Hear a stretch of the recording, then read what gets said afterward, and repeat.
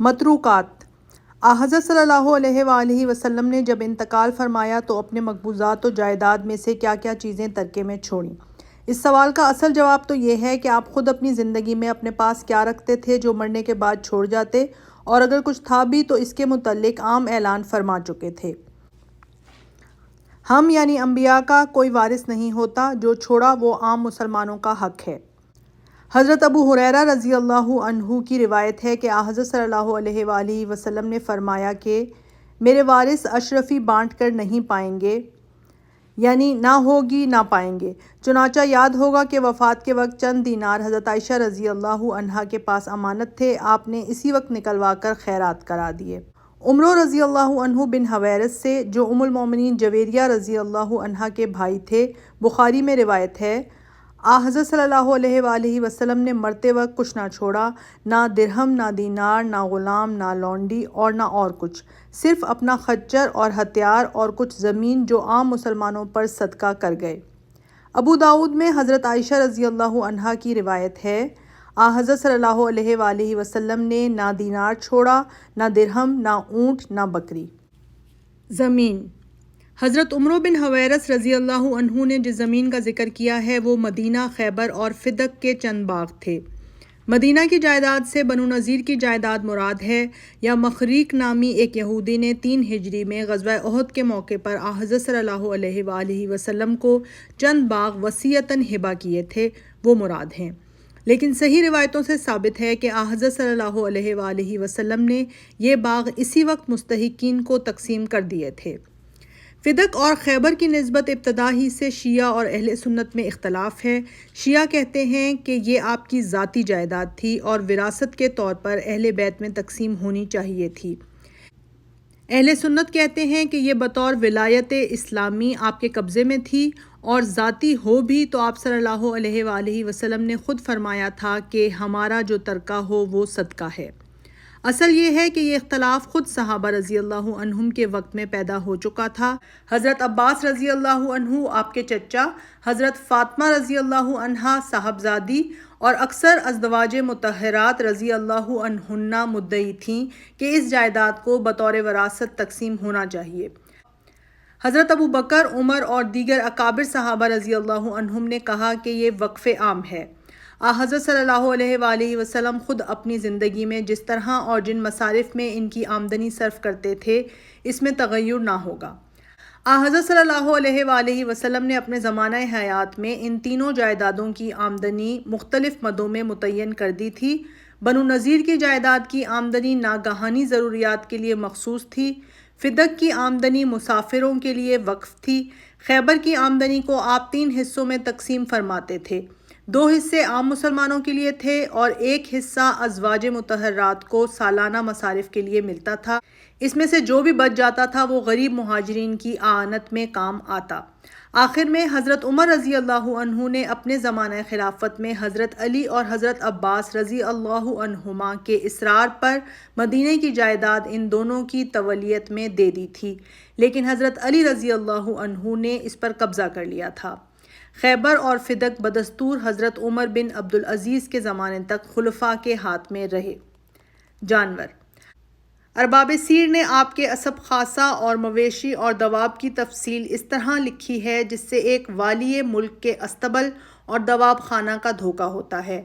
طبری نے ان تمام جانوروں کے نام اور حالات تفصیل سے لکھے ہیں، اور اگر وہ قابل اعتبار ہوتے تو حقیقت میں نہایت دلچسپ تھے، لیکن اس کے متعلق طبری کی جس قدر روایتیں ہیں سب بلا استثناء واقدی سے ماخوذ ہیں۔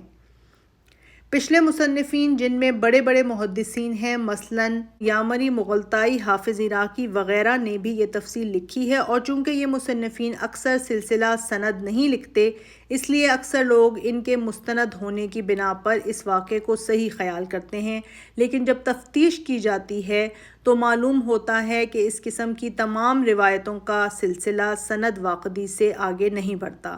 حضرت عائشہ رضی اللہ عنہا کی روایت اوپر گزر چکی ہے، حضرت صلی اللہ علیہ وآلہ وسلم نے نہ دینار چھوڑا اور نہ درہم، نہ اونٹ، نہ بکری۔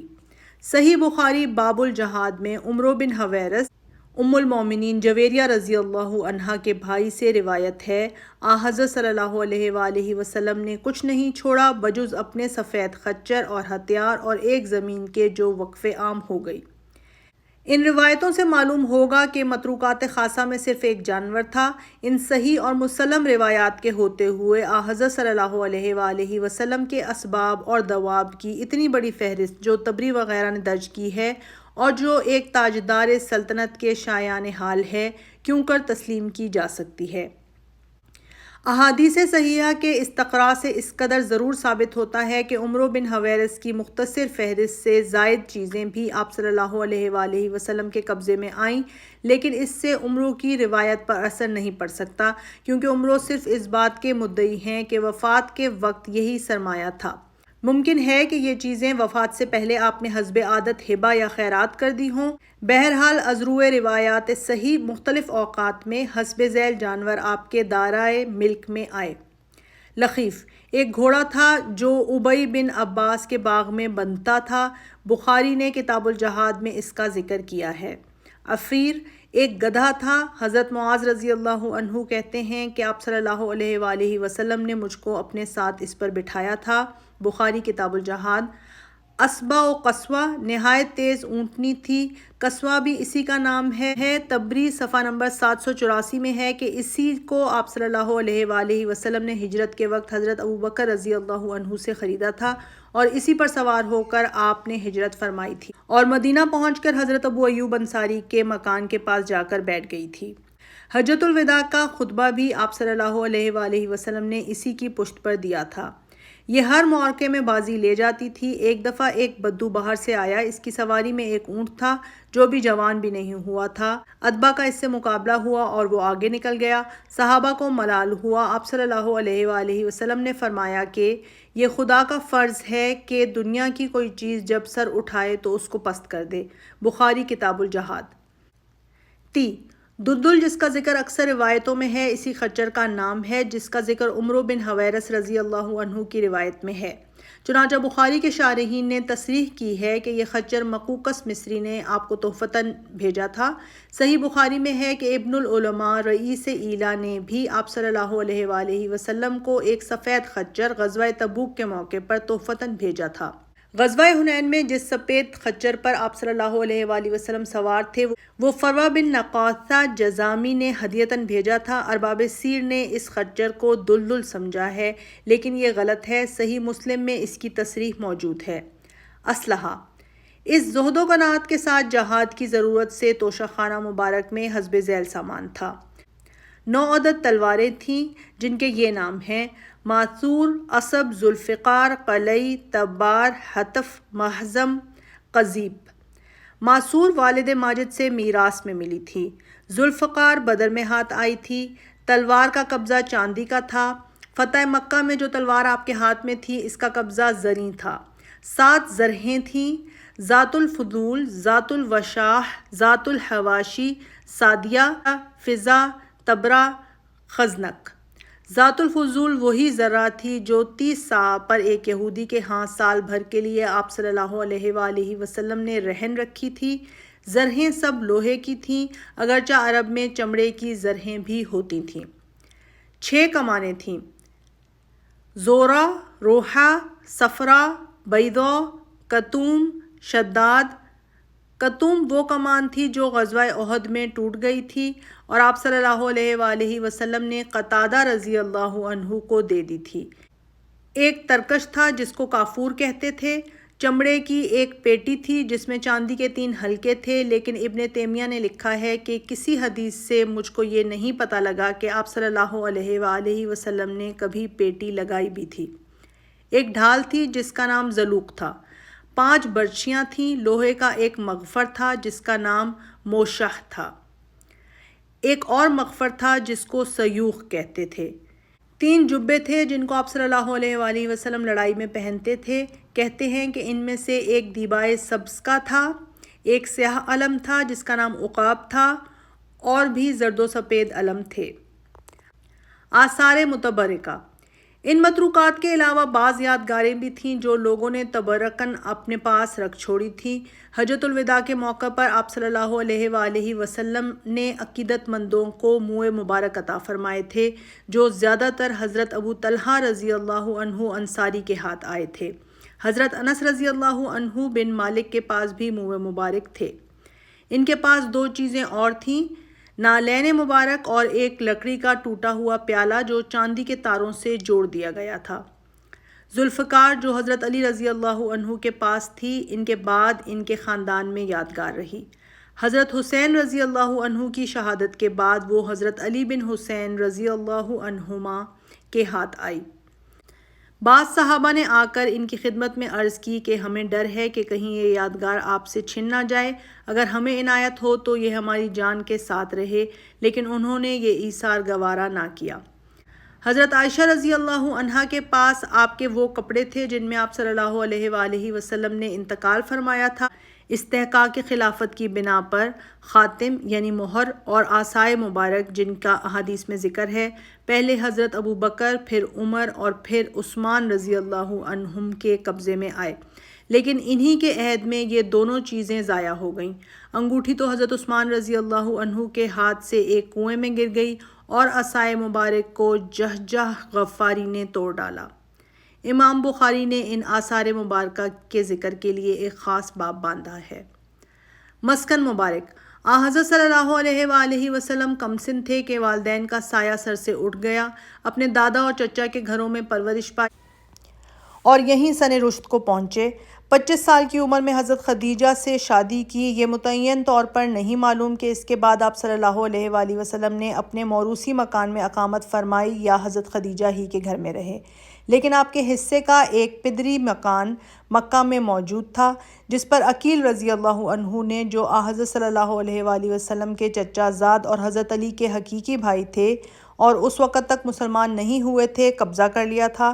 چنانچہ فتح مکہ کے موقع پر جب آپ مکہ تشریف لائے تو لوگوں نے پوچھا کہ یا رسول اللہ آپ کہاں قیام فرمائیں گے؟ کیا اپنے دولت خانہ پر ٹھہریں گے؟ آپ صلی اللہ علیہ وآلہ وسلم نے فرمایا، عقیل نے ہمارے لیے گھر کہاں چھوڑا۔ مدینہ منورہ میں تشریف آوری کے بعد 6 مہینے حضرت صلی اللہ علیہ وآلہ وسلم حضرت ابو ایوب انصاری رضی اللہ عنہ کے گھر قیام فرما رہے۔ اسی اثنا میں آپ تنہا تھے، اہل و عیال مکہ ہی میں تھے۔ جب آپ صلی اللہ علیہ وآلہ وسلم نے مسجد نبوی کی بنیاد ڈالی تو اسی کے اطراف میں چھوٹے چھوٹے حجرے تیار فرمائے، اور اس وقت آپ صلی اللہ علیہ وآلہ وسلم نے آدمی بھیج کر مکہ سے اہل و عیال کو بلوایا اور انہی حجروں میں اتارا۔ آخر ایام میں آپ صلی اللہ علیہ وآلہ وسلم کی 9 بیویاں تھیں اور الگ الگ حجروں میں رہتی تھیں، جن میں نہ صحن تھا، نہ دالان تھے، نہ ضرورت کے الگ الگ کمرے تھے۔ ہر حجرے کی وسعت عموماً 6-7 ہاتھ سے زیادہ نہ تھی۔ دیواریں مٹی کی تھیں جو اس قدر کمزور تھیں کہ ان میں شگاف پڑ گیا تھا اور ان کے اندر دھوپ آتی تھی۔ چھت کھجور کی شاخوں اور پتوں سے چھائی تھی۔ بارش سے بچنے کے لیے بال کے کمبل لپیٹ دیے جاتے تھے۔ بلندی اتنی تھی کہ آدمی کھڑا ہو کر چھت کو ہاتھ سے چھو سکتا تھا۔ گھر کے دروازوں پر پردہ یا ایک پٹ کا کواڑ ہوتا تھا۔ حضرت صلی اللہ علیہ وآلہ وسلم ہمیشہ باری باری سے ایک ایک شب ایک ایک حجرے میں بسر فرماتے تھے۔ دن کو عموماً اصحاب رضی اللہ عنہم کی مجلس میں مسجد میں تشریف رکھتے تھے، جو گویا ان حجروں کا صحن یا گھر کی مردانہ نشست گاہ تھی۔ ان حجروں کے علاوہ ایک بالا خانہ بھی تھا جس کو احادیث میں مشربہ کہا گیا ہے۔ 9 ہجری میں جب آپ صلی اللہ علیہ وآلہ وسلم نے ایلا کیا تھا اور نیز گھوڑے پر سے گر کر چوٹ کھائی تھی تو 1 مہینہ اسی پر اقامت فرمائی تھی۔ اس بالا خانہ پر سامان آرائش کیا تھا؟ ایک چٹائی کا بستر، چمڑے کا ایک تکیہ جس میں کھجور کی چھال بھری ہوئی تھی اور ادھر ادھر چند کھالیں لٹکی ہوئی تھیں۔ کاشانہ نبوت گو انوار الہی کا مظہر تھا، تاہم اس میں رات کو چراغ تک نہیں ہوتا تھا۔ گھر کی دنیاوی اور ظاہری آرائش بھی پسند خاطر نہ تھی۔ ایک بار حضرت عائشہ رضی اللہ عنہا نے دیواروں پر دھاری دار رنگین کپڑے مونڈھے تو آپ سخت ناراض ہوئے اور فرمایا کہ اینٹ اور پتھر کو لباس پہنانے کے لیے مال نہیں دیا گیا ہے۔ یہ حجرہ مبارک آپ صلی اللہ علیہ وآلہ وسلم کی وفات کے بعد ازواج مطہرات کے قبضے میں رہے۔ ان میں جب کسی کا انتقال ہو جاتا تو وہ حجرہ ان کے اعضاء کی ملکیت میں چلا جاتا، جن سے حضرت معاویہ رضی اللہ عنہ نے اپنے زمانہ خلافت میں اکثر حجروں کو خرید لیا تھا۔ حضرت عمر رضی اللہ عنہ کے عہد تک یہ تمام حجرے اپنے حال پر قائم رہے۔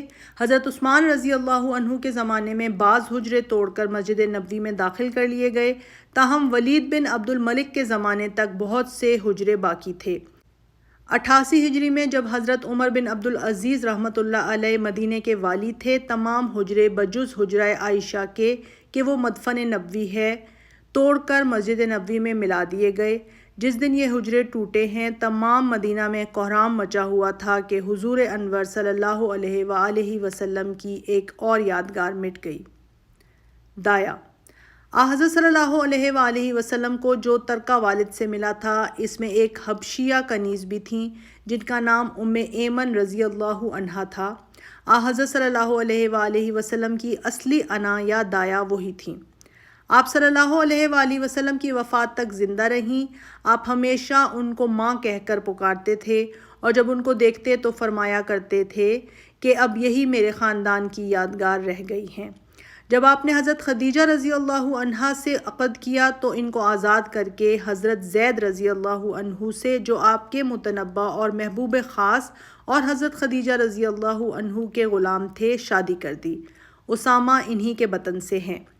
حضرت صلی اللہ علیہ وآلہ وسلم کا مزاح کا یہ واقعہ جو کتابوں میں منقول ہے کہ ایک عورت نے آپ صلی اللہ علیہ وآلہ وسلم سے ایک اونٹ مانگا، آپ نے فرمایا میں اونٹ کا بچہ دوں گا۔ بولی کہ بچہ لے کر میں کیا کروں گی؟ آپ نے فرمایا کہ جتنے اونٹ ہیں اونٹ کے بچے ہی ہوتے ہیں۔ انہی کا واقعہ ہے۔ یہ اکثر غزوات میں شریک رہیں، جنگ احد میں سپاہیوں کو پانی پلاتیں اور زخمیوں کو مرہم پٹی کرتی تھیں، جنگ خیبر میں بھی شریک تھیں۔ خدام خاص صحابہ رضی اللہ عنہم میں سے بعض عقیدت مند ایسے تھے جو دنیا کے سب کام چھوڑ کر ہمہ وقت خدمت اقدس میں حاضر رہتے اور خاص کام انجام دیتے۔ ان کے نام حسب ذیل ہیں۔ نمبر 1، حضرت عبداللہ بن مسعود رضی اللہ عنہ مشہور صحابی ہیں۔ فقہ حنفی کے بانی اول گویا وہی ہیں۔ امام ابو حنیفہ رحمۃ اللہ علیہ کی فقہ کا سلسلہ انہی کی روایات اور استنباطات پر منتہی ہوتا ہے۔ مکہ معظمہ میں قرآن مجید کی اشاعت حضرت صلی اللہ علیہ وآلہ وسلم کے ابتدائی زمانے میں انہی نے کی 70 صورتیں خود حضرت صلی اللہ علیہ وآلہ وسلم کی زبان مبارک سے سن کر یاد کی تھیں۔ یہ حضرت صلی اللہ علیہ وآلہ وسلم کے رازدار بھی تھے، اور جب آپ صلی اللہ علیہ وآلہ وسلم سفر میں جاتے تو خوابگاہ، وضو اور مسواک کا اہتمام انہی کے متعلق ہوتا۔ جب آپ مجلس سے اٹھتے تو جوتیاں پہناتے، راہ میں آگے آگے عصا لے کر چلتے۔ جب آپ کہیں کسی مجلس میں جا کر بیٹھتے تو نالین مبارک اتار کر بغل میں رکھ لیتے، پھر اٹھنے کے وقت سامنے لا کر رکھ دیتے۔ جلوت و خلوت میں ساتھ رہتے۔ آپ صلی اللہ علیہ وآلہ وسلم کے اخلاق و عادات کا نمونہ بن گئے تھے۔ 2، حضرت بلال رضی اللہ عنہ، دنیا ان کو مؤذن کے لقب سے جانتی ہے۔ یہ حبشی نژاد غلام تھے، مکہ میں ایمان لائے تھے اور جس جوش و خروش سے ایمان لائے تھے اس کا مختصراً ذکر آغاز کتاب میں گزر چکا ہے۔ حضرت ابو بکر رضی اللہ عنہ نے ان کو خرید کر آزاد کرا دیا تھا۔ اس وقت سے برابر حضرت صلی اللہ علیہ وآلہ وسلم کی خدمت میں رہے۔ آپ کا خانگی انتظام انہی کے سپرد تھا۔ بازار سے سودا سلف لانا، قرض وغیرہ لینا، پھر ادا کرنا، مہمانوں کے کھانے پینے کا انتظام کرنا، یہ تمام باتیں انہی سے متعلق تھیں۔ نمبر 3، حضرت انس بن مالک بھی آپ کے خادم خاص تھے۔ آپ صلی اللہ علیہ وآلہ وسلم جب مدینہ تشریف لائے تو وہ نہایت کم سن تھے۔ ان کی ماں خدمت اقدس میں ان کو لائیں اور عرض کی، یا رسول اللہ، یہ میرا بیٹا ہے، لائی ہوں کہ خدمت گزاری کرے۔ حضرت انس نے 10 برس تک آپ صلی اللہ علیہ وآلہ وسلم کی خدمت کی۔ لوگوں کے پاس آنا جانا، چھوٹے چھوٹے کام کرنا، وضو کا پانی لانا ان کے فرائض تھے۔ چونکہ ابھی کم سن تھے، ان سے کام بن نہیں آتے تھے، لیکن آپ صلی اللہ علیہ وآلہ وسلم نے ان سے کبھی باز پرس نہ فرمائی۔